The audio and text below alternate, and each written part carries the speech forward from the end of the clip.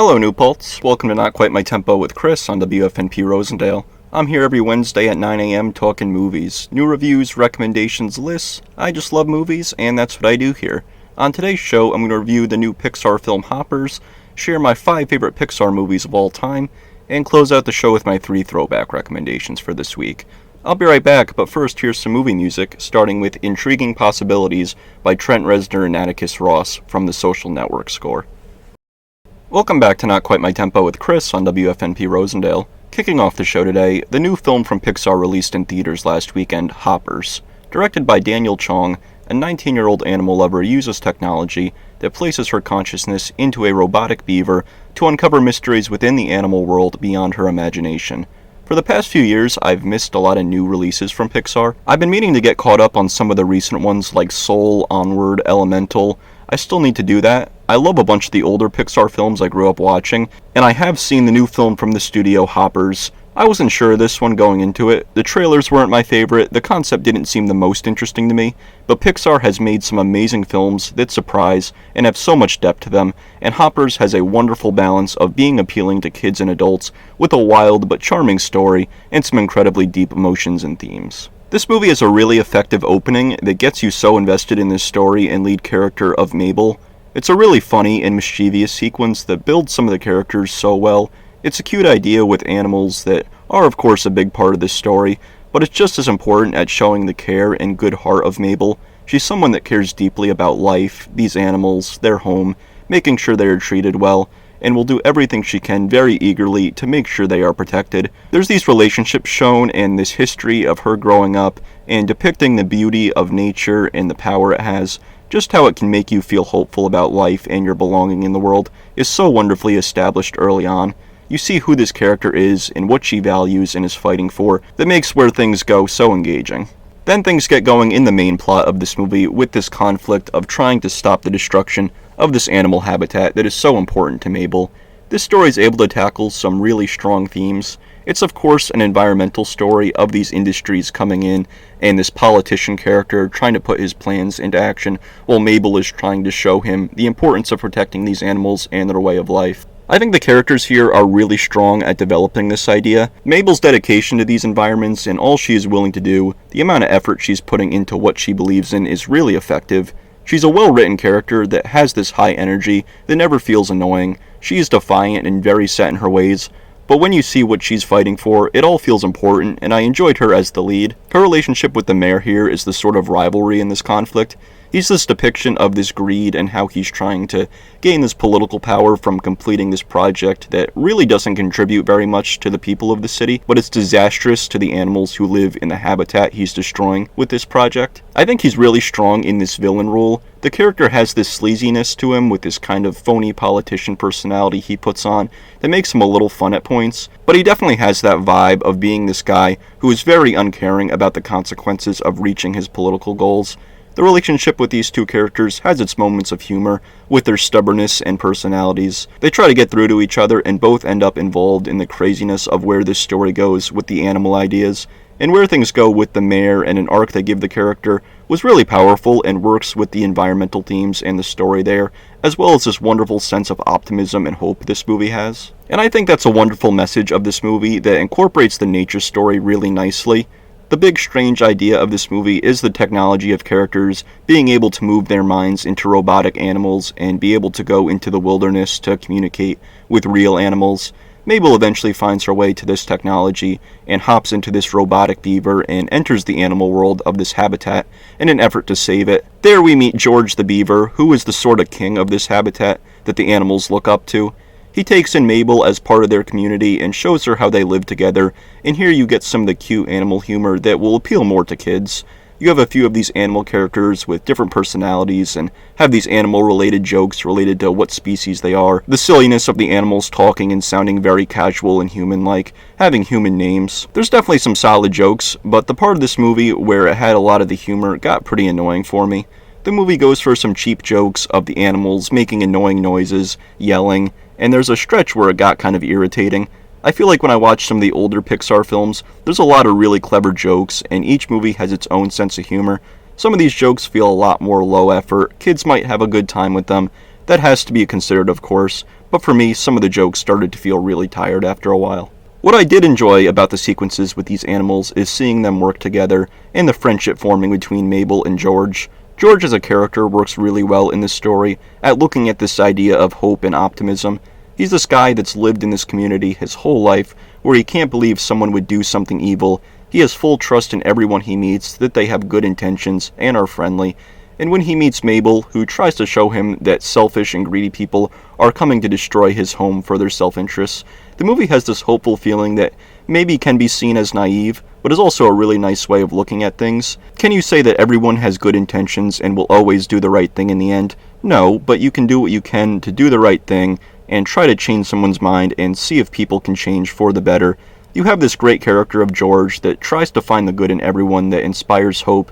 Maybe some won't change, maybe they'll still do bad things that you have to stop them from doing, but you can always hope for the best. It's a really powerful idea that ties into this conflict with the mayor and with his friendship with Mabel, how he's trying to protect his home. When you get to the end, I think the emotions really land. With this family and friendship story, the themes of community and how important that can be at protecting everyone's way of life. There's moments in the third act that depict this so effectively and have this sense of community and reach some really strong emotions. Getting back to some negatives, there are moments in the third act I didn't care for as much. The villain's plan starts to get less interesting. There's a plot element introduced and how the villains are trying to carry this out that was really uninteresting to me. It went for something strange for a finale that I don't think was built up well enough, and it ends up feeling really forced. That said, there's elements later in the movie with some of the action that I think is really cool and incorporates the hopping technology really well. The movie uses the different animals really well in some of these action sequences involving chases, these plans the animals are carrying out, the different sizes and abilities of the animals coming into play to make for some really clever and exciting developments in the action. It has the silliness of the talking animals and this hopping technology, but it's really clever also. It's really unpredictable, and there's some big moments in these chases that build on each other that has some fun with this idea in an interesting way. When all these plot elements start to build on each other, it seems wild that this all started with someone trying to stop the destruction of an animal habitat and led to this wild plan. But the story builds really nicely. You get invested in these characters and the heart of this movie with the characters' values and personalities. These ideas of fighting for what you believe in and trying to see the best in people. The hopping technology is the idea that leads to a silly but entertaining story that kids will enjoy, but has plenty for adults to engage with as well. It's another Pixar movie where there's something for everyone. There's definitely some moments where the humor gets too loud and annoying for me. The third act and villain plans feel uninteresting and not built up enough.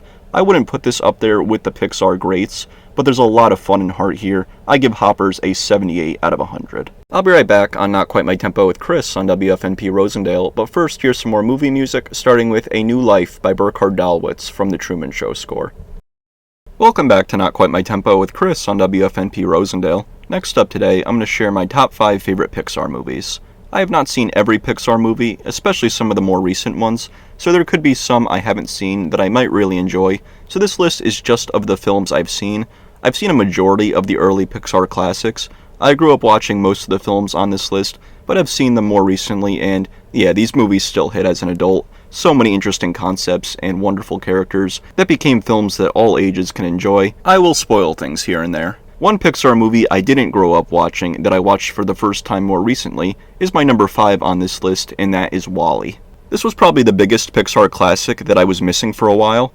I never watched this one growing up. It was one of the few I always missed. I was never too interested in it. Every time it was on TV, I never really watched any of it, but I was watching through some of the Pixar movies a bit ago to finally fill in this blind spot. I love sci-fi, and obviously this movie has that look to it. I knew generally what it was about, but I was blown away watching this. This is one of Pixar's greatest and most impressive lead characters. WALL-E is so lovable, and you love him right away. The idea of doing a no-dialogue movie for the first hour, with WALL-E alone for so much of this, we see his routine, him being the only sentient creature on the planet, and doing all these things and exploring different Earth items. There's some funny physical humor of WALL-E's movement, the way he's a bit clumsy and curious about all these items, and gets himself into a little bit of trouble. He's such a lovable character, with such little dialogue. The animation and design of the character develops him so much.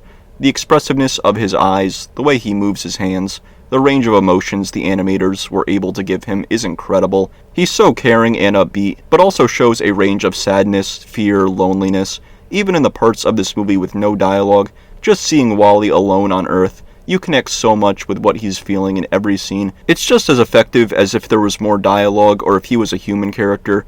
The amount of care you have for him and how invested I got in his journey is amazing and so impressive. Even more impressive is how it builds a romance between WALL-E and Eve. Neither of them say that much, but again, Eve is giving such strong expressions and gets a bit of a different journey from WALL-E, but hits on similar ideas. A big theme of this movie is this idea of purpose and loneliness. WALL-E is the last of his kind on Earth who has been on the planet for centuries and tries to make the best of it, but is looking for a connection and purpose at the same time. And Eve is programmed by this corporation and eventually goes against them as she meets WALL-E, and they both embark on this mission together to save the world and forge their own destiny together. It's such a wonderful story that builds the character arc so powerfully and makes you care about this romance. I also love the sci-fi elements. The setup of Earth being uninhabitable and this organization with this corporation tackles some themes of environmental problems and consumerism really effectively that ties into the story really well. The design of Earth and the animation there, the wasteland that it is a really striking image that shows how bad things have gotten, but there's also imagery showing hope and promise. This movie is beautiful. It's some of Pixar's most impressive character design and animation. The themes are powerful, the characters are meaningful and lovable. I'm so glad I finally watched this one. I could see it going even higher on this list someday. My fourth favorite Pixar movie is Finding Nemo. This is one I definitely watched growing up. This one always stressed me out as a kid, this idea of Nemo being separated from his father. I've seen it a few times more recently as well. This is still definitely a stressful movie. It has some of Pixar's saddest scenes, and it is one of their most emotional movies, period. Pixar is full of unique concepts. This one centers the story on undersea creatures, Marlin and his son Nemo. With that, you get animation that's unique from other films from the studio. The underwater sequences are gorgeous, the vibrant blue of the water, all these colors of the different fish, the underwater plants, and with great Pixar concepts, the story tackles really deep themes with its characters, and this is an extremely strong example of that. The opening is incredible as it shows Marlin losing his wife Coral and vowing to protect his son Nemo. Then you see them a few years later as Marlin is struggling with the idea of sending Nemo to school and letting him go a little bit, with this fear of losing him and getting hurt again. The relationship between Marlin and Nemo and how it develops is excellent. The two are so close and care deeply about each other, but Marlin's past experience and fear makes him hold on to Nemo too much, and Nemo, at this age where he wants to go on adventures with his friends, feels resentful of that. It's such a human conflict that is set up so strongly in the first act. You get a lot of humor throughout with these different fishes with fun personalities. Bruce the shark, Crush the turtle, the crew of the fish in the fish tank. There's a lot of fun characters, and that and the underwater adventure definitely makes this appealing to kids. I certainly loved this movie when I was very young, but those deeper themes and story is what makes some of the greatest Pixar films legendary. Marlin gets started on this journey to find Nemo and bring him home, and the whole thing is so stressful but also has plenty of fun moments that go next to each other tremendously. The tone is balanced so well. It has somberness throughout, but also plenty of color and fun with this underwater setting and lively characters.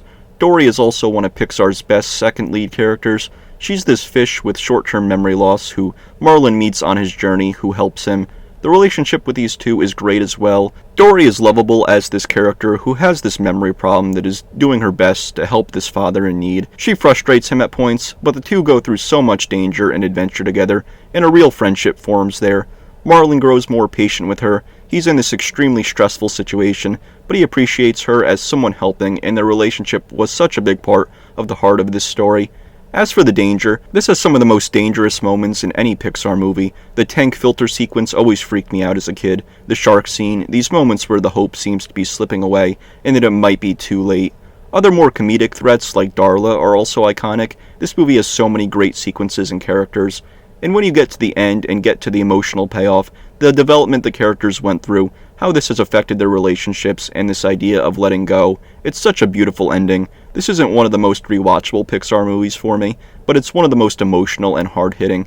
It's got fun and color, but it doesn't take away from the sadder moments and the stressfulness of the story, and it's got some of the most powerful scenes and character arcs in Pixar, and just in any animated film I've seen in general. This truly is one that appeals to all ages. It's a classic. My third favorite Pixar movie is The Incredibles. This is one I did watch a bit growing up, but it's really become one of my favorites the past few years as I've watched it a few times. This movie is awesome. The superhero movie genre is one of my favorites. They've always appealed to me as a kid, and I still love many today. The genre has some of my favorite movies of all time, and The Incredibles is definitely up there for me. That is a great superhero movie and Pixar movie that has so many cool elements that, again, all ages can enjoy. The superhero setup is really unique and explores really interesting character dynamics. The idea of superheroes having this glory age in the past, where heroes like Mr. Incredible, Elastigirl, and Frozone had a time where they were icons saving lives, and then the story of this movie taking place years later, as they have been forced to retire. Mr. Incredible and Elastigirl have started a family and are living this quiet life. The world building is really strong here, this whole history and how the superheroes work in the public. I enjoy this story a lot here with this conspiracy that has the characters doing this investigation that ties into the history of these heroes and the past coming back. I don't mind Syndrome as a villain too much, he's never been one of my favorites, but I think the character has a really nasty vibe and is really memorable for how hateable he is and has a really smug personality as well. The whole family dynamic is so strong here and is the heart of this movie. The way the script has the adult and kid characters both having key roles in this movie was a really smart way to appeal to both kids and adults. You have Mr. Incredible going through this point in his life where he misses the glory days of being a hero and is feeling a little restless in the quiet life. He gets this opportunity to be a superhero again, and this arc he goes on of learning to appreciate his family again and realize that they are enough in his life was really strong. It's not an arc that will really appeal to kids, this idea of missing an element of your past and trying to relive the glory days, but a lot of adults will find something relatable there. You also have Elastigirl in an awesome role here. The way she has to jump back into being a superhero after she does her investigation of what's going down and is fighting this threat while working with Mr. Incredible and the kids, and how they try to keep the kids safe while working together on this mission. The character is awesome and I think has my favorite action sequences with the clever use of her powers, the stretchy punches and ways she can make different shapes in different situations, a parachute, a boat. I think the animation is awesome for those as well. Mr. Incredible and Elastigirl are such strong characters in these superhero roles, but also as parents to the kids. You have Dash as the energetic speedster kid. He's a lot of fun as this very eager and rebellious kid. The superhero matches the personality so well there, and there's a lot of good humor with him. The animation of his running sequences, especially on the water and in this jungle setting, are so dynamic and capture the excitement of the speed so well in the action. There's also Violet with her invisibility and force field powers that has this arc of coming out of her shell and overcoming some of her shyness. The sibling dynamic is a lot of fun as they join the adventure with their parents. Having the kids' characters as superpowered kids going on this adventure and fighting bad guys provides characters that are probably easier for kids to get engaged with more so than the adults, but the whole family dynamic works so well. You also have Baby Jack Jack that doesn't have much to do in this story, but has some fun bits and becomes more important in the third act in a way that has cool payoff with some of the details they set up earlier with him. This whole family dynamic makes you care about these characters, what they're going through, how they fight to keep each other safe on this adventure. The action of them fighting together is awesome, the animation is so energetic and uses all the powers in really clever ways, and seeing how they collaborate. The score for this one by Michael Giacchino is one of my favorites as well. The jazzy elements bring the retro and energetic feel to it. This is a Pixar movie I didn't love as much growing up, but I've really loved it over the last few years. It's a great movie in so many ways. My second favorite Pixar movie is Monsters, Inc. I watched this movie all the time growing up. I think Mike and Sully are my favorite Pixar duo. Woody and Buzz are very close, but these two are so enjoyable as the leads here. I love their dynamic at being buddies that work together, live together, hang out, bust each other's chops, but always look out for each other and care about the other. I love Mike's dry sense of humor and sarcasm. He gets some physical humor as well and some great rage moments, but the fast-talking and confident personality Billy Crystal brings to him leads to so many great jokes. His scenes where he's trying to sweet-talk Roz about his paperwork and she's not having any of it. The scenes where he's going back and forth with Randall in some of these more tense moments. The character is very sarcastic and has his moments where he's trying to get out of doing the right thing, but in the end, he's a caring and loyal friend and comes through when it matters. Sully is another tremendous character here. His relationship with Mike and Boo are both so strong. He's a top scarer at Monsters, Inc. that is great at what he does, but he's really caring and sweet. The scenes with Mike when they're hanging out have a lot of fun in them as they joke with each other and are buddies. And then he takes on this father role for Boo and goes against this world's fear of humans and this corrupt leadership at Monsters Inc. that he compromises his position at in order to do the right thing and get this child home. His scenes with Boo are so sweet. I love the scenes of her getting into trouble and Mike and Sully having to keep track of her. It creates some humor and tension. You feel Mike and Sully getting more into this situation where the trouble builds and the whole monster world is against them, but they're able to finish this mission where they get this innocent child home who has been taken advantage of. They're fun characters who also have compelling tension in their relationship surrounding this conflict and how they each think they should handle it, but in the end they come together and support each other to change things for the better. It's a really nice story and I love the ending. Randall is also one of my favorite Pixar villains. He's so nasty and all about benefiting himself as he takes advantage of this innocent child. His personality is so effectively irritating and disgusting. How he ties into the story with the corruption and this whole plot with Boo works really well, and seeing him defeated is so satisfying. I just love the whole concept of this world too. The idea of monsters scaring because it's an energy source for them. The idea of Monsters Inc. being this energy company and the doors that take them to the kids' bedrooms. The whole idea of the top scarers and the organization of the company. It's pretty deep and planned out. Speaking of the doors, the final chase with all the doors on the rails and Mike, Sully, and Boo in this chase with Randall, going through all these doors and entering these different environments. The visuals of it are so exciting and fast, and the way it flows is so unpredictable and keeps you on edge. It's a great part of the finale. This is one of my favorite animated movies, maybe the one I've watched most in my life. I love Mike, Sully, and Boo, and this adventure. It's a wonderful movie. My favorite Pixar movie of all the ones I have seen is Toy Story 3. This is also one I watched a ton growing up, and watching it more recently honestly hit even harder.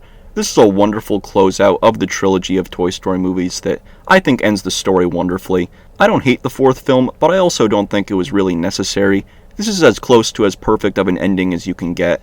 This movie brings you back into the world of Andy's room years after the second film.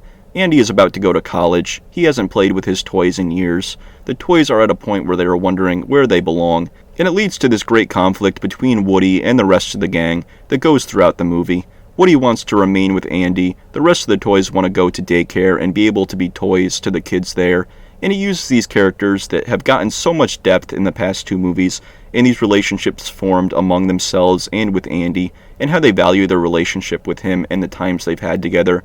But they realize things are changing. Andy isn't a kid anymore. What does this mean for them? And I love Woody's arc here. A big theme of this movie is change, the fear it brings, how you try to hold on to what's familiar but also need to let some things go. It's a powerful journey for Woody of realizing all this, and that the memories he made with Andy will always be with them, but that he is moving on. It's so amazing how this whole trilogy have used these toy characters to develop such emotional ideas. We've been with these characters for so long that we know and feel how much Andy means to them, and how much they mean to him. And that final scene where they get passed down for them to make another kid happy, and make all these memories, is beautiful. That ending is incredible, and is perhaps the best scene of this whole trilogy, but the entire story of this movie is amazing as well. I love the daycare plot and how dangerous that all feels. Lotso is a great villain with a pretty tragic backstory and has become evil and tries to impose his authority from this. The way he captures the toys and has this whole corrupt system within this very innocent looking daycare is a clever dynamic, and the story of the toys making their escape was always so stressful to me when I was younger, and honestly still is. The sort of heist elements are a lot of fun with this plan and the toys using their different abilities and functions. The potato heads taking themselves apart, Slinky being able to reach far, Buzz's agility. The whole group dynamic works really well here, and is used to develop this escape plot in such a clever way. The trash scene with the fire is terrifying, and how dark this gets is so hard-hitting. It's not forced, the characters just go through a lot in this movie, and you really care about them, and it builds these stressful scenes with all the plot elements and these dangerous settings. I think this is one of Pixar's best tones. It has so much of the physical bits and use of the toy concept in action and thrills. As a kid, I always enjoyed this story so much, and have fun with the cleverness and sillier elements of the series, but the darkness and mature themes hit so hard as well. Watching that ending and seeing how beautifully this trilogy was closed out is tremendous. This is the Pixar movie I always loved the most growing up. I watched it the most, and watching it now that I'm older, it hit even harder with its themes and has so much of the fun of the series as well. I really love this movie. This was a list I had a little trouble deciding what movies to include. There's a few like Ratatouille that could have made it on, I'm so glad I grew up watching a bunch of these movies, and I think they still hit today. They are so fun, emotional, and special. I'll be right back on Not Quite My Tempo with Chris on WFNP Rosendale, but first here's some more movie music, starting with Cuba Chase by Hans Zimmer from the No Time to Die score. Welcome back to Not Quite My Tempo with Chris on WFNP Rosendale. Closing out the show today, I'm going to give you my 3 throwback recommendations for this week. Every week I like to take 3 movies I like to recommend and give a little recommendation on them here. My first throwback recommendation for this week is 1993's Philadelphia. Directed by Jonathan Demme, when a man with HIV, played by Tom Hanks, is fired by his law firm because of his condition, he hires a homophobic small-time lawyer, played by Denzel Washington, as the only willing advocate for a wrongful dismissal suit. This is a great courtroom movie and character drama. The 2 leads are an incredible pairing, Tom Hanks and Denzel Washington. This story is so much about the relationship between these 2 men, and the performances are tremendous at conveying the emotions in every scene. You get introduced to Tom Hanks' character and what he's going through with this illness, and how it's affecting how he's being treated by people in his career, and how he's trying to keep going with his life and his relationships and the career he loves while being treated unfairly because of this disease he has.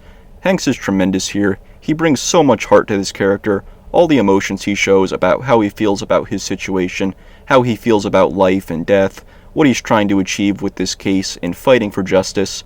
You really feel connected to him in this case, and where it takes him eventually meeting Denzel Washington's character, who is sort of a rival lawyer to him that is a great second lead to Hanks, that has a really powerful journey as well. A major theme of this movie is confronting ignorance and the harm in judging someone's situation without knowing what they've been through or are going through or who they are, and you see a lot of this in this friendship these 2 men form. How them meeting and really getting to know each other better affects their lives. The impact of actually getting to know someone and trying to empathize with them is something this movie displays brilliantly. This is with the script and direction, as well as the tremendous lead performances from Hanks and Washington that show the range of emotions both these men experience in this movie and how they develop throughout their time together. With the story, it's an engaging courtroom movie as well, with some exciting legal back and forth with the dialogue, and you feel even more invested in it because of what these men are fighting for and the unfair treatment they are fighting. This is a really powerful legal movie and character drama. The characters are engaging, and it tackles some really meaningful themes in its story. My second throwback recommendation for this week is 2016's Sing Street.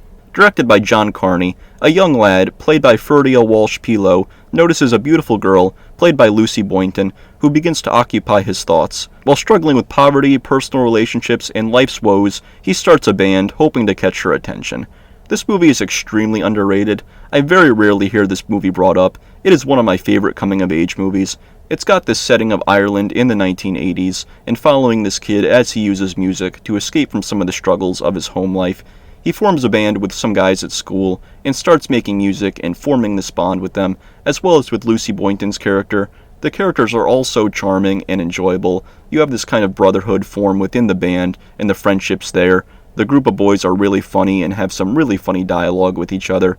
The main romance is so strong, and every scene with them feels so natural and has them grow closer as they talk about chasing their dreams and who they are. In the family dynamic, you have this great relationship with the brother, played by Jack Rayner, who has a few extremely powerful scenes in this movie. He's one of the best performances here with not a ton of screen time.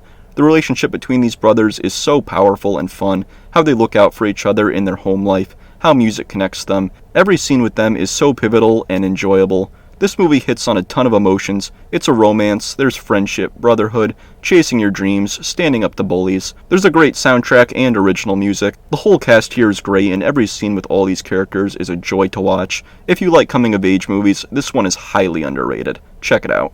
My third throwback recommendation for this week is 2004's Miracle. Directed by Gavin O'Connor, the true story of Herb Brooks, the player-turned-coach who led the 1980 U.S. Olympic hockey team to victory over the seemingly invincible Soviet squad.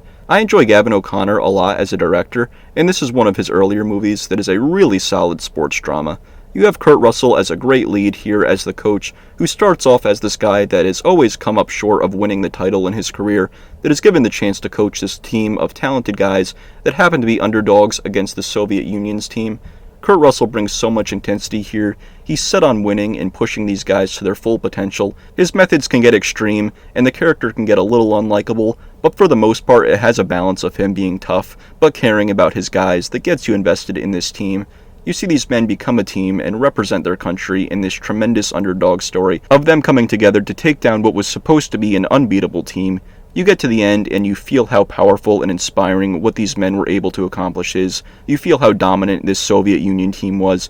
Even if you don't know about this story or the history with these teams, the movie makes you feel the overwhelming odds and challenge this was, and how much team building and dedication was needed to make it happen. There's some incredible sports moments and inspiration and excitement here. The hockey sequences are also so well directed and performed. Hockey's a really exciting sport to watch, and the speed and intensity is captured so effectively here. The sound of the characters charging down the ice, the power behind every shot and pass, the precision and planning of these plays. It's a fast game, but the direction how these are captured and executed make them easy and exciting to follow.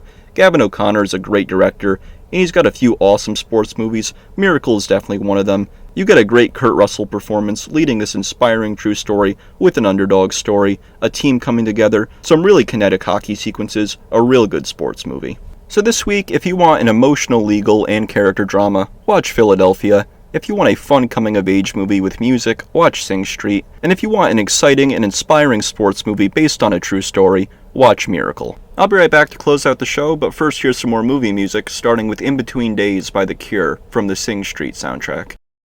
That's going to be it for me this week on Not Quite My Tempo with Chris on WFNP Rosendale. I'll be back next week with a review of Reminders of Him and some more movie talk. You can listen to past episodes of the show on YouTube, and be sure to follow my Instagram for updates and more content. Both of those are Not Quite My Tempo with Chris. New episodes will be up on YouTube after they air on WFNP Rosendale, so this episode will be up very shortly, and I will be back next Wednesday at 9 a.m. Have a good week.